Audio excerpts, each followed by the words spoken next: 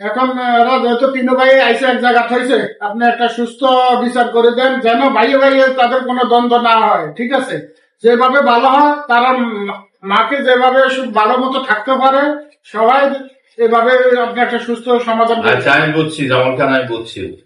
আচ্ছা তবে যে তুমি তো বড় বাপের বড় ছেলে, আমি আমার জানা মতো তুমি অনেক পরিশ্রম করছো, একসময় বিদেশ করছো।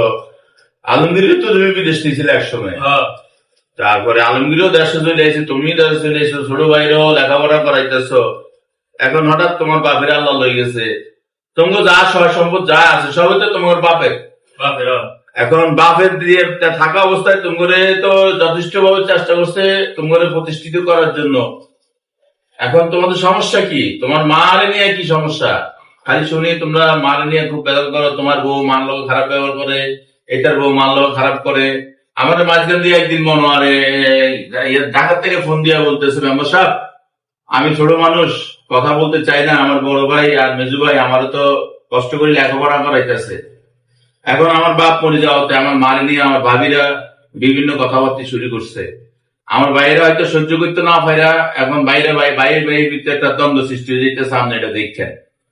এই এরপরে আমার মাথারটা আসলে এটা ছিল না যে তো মোবাইল চামু, তো যাক আইসে ভালো হয়েছে। এখন কি হয়েছে কও? আমি মাঠে কাজ করতে গেছি, আলিগিরে ফাঁসে মাঠে কাজ করে বললে মনে হয় ইয়া দেয় তখন হঠাৎ ওনার কাছে খবর এলো যে আমি অসুস্থ।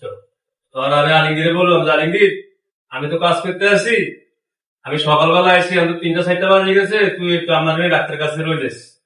আলিগিরে আমার কথা আছে যে না আমি নিতে পারতাম না, আপনি নেন।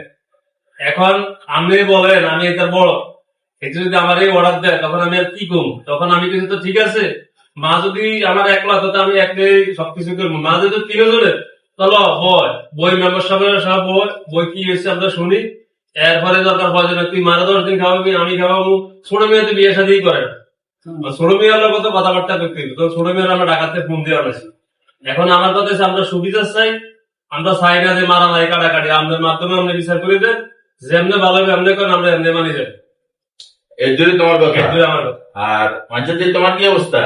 আছি আলহামদুলিল্লাহ। মেম্বার সাহেব, হ্যাঁ বড় ভাই আমারে বলতেছে মার ডাক্তার কাছে নেওয়ার জন্য। হ্যাঁ মার বিভিন্ন রকম সমস্যা, হ্যাঁ মার যখন যে সমস্যা হয় মারে নিয়ে আমি ডাক্তার কাছে যাই, হ্যাঁ যখন যে সমস্যা হয় আমিই যাই। হ্যাঁ।